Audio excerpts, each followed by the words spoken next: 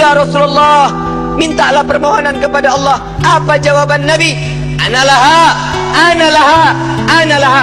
Aku yang dapat menolong kalian, aku yang akan memberikan syafaat kepada kalian, aku yang akan membebaskan kalian dari siksaan padang mahsyar di hari ini. Saat dia meminta, selesai padang mahsyar, masuk mereka semua ke mizan. Sampai di mizan, Nabi berdiri di depan mizan, melihat rombongan daripada umatnya. Saat beliau dalam keadaan dosa yang begitu besar, Nabi sujud kembali di hadapan Allah. "Ya Rabb," doa baginda Rasul sallallahu alaihi wasallam, "Ya Allah, ringankan beban dosa umatku, beratkan pahala mereka, ampuni dosa mereka ya Allah." Kita berbuat dosa di atas bumi Allah, Nabi yang terus menerus. Sampai di mizan pun Nabi sujud kepada Allah agar kita diselamatkan, dibebaskan, agar masuknya kita ke dalam syurganya Allah. Setelah mizan, Nabi SAW berdiri lagi di sirat.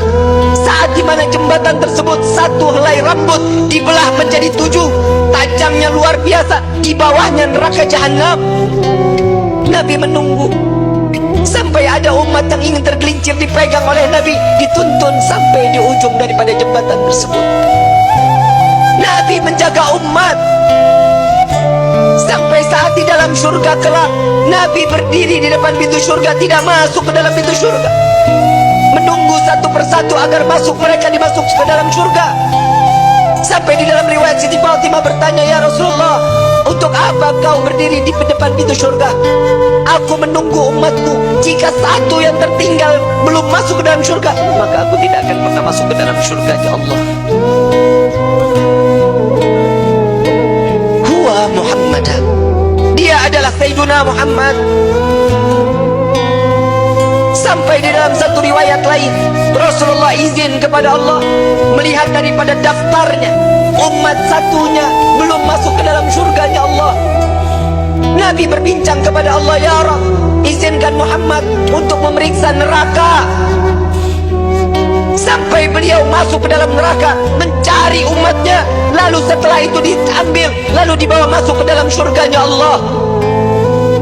Dia adalah Sayyiduna Muhammad, dia adalah pemimpin kalian, dia adalah Nabi kalian, dia adalah Rasul kalian.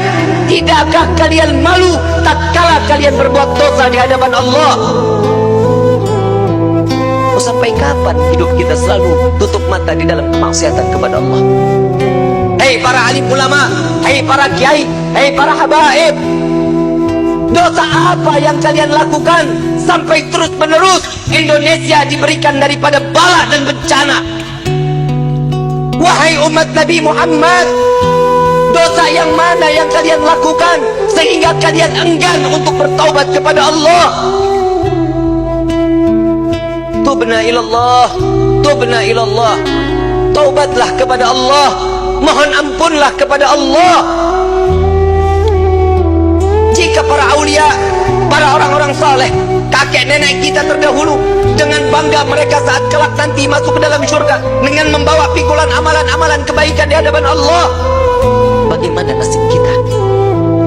Saat mereka diperiksa oleh Nabi SAW satu persatu, dengan bangga Nabi mengatakan dengan amalan mereka, zakat mereka, sedekah mereka, sholat malam mereka, Nabi mengatakan, "Dia adalah umatku ya Rabb."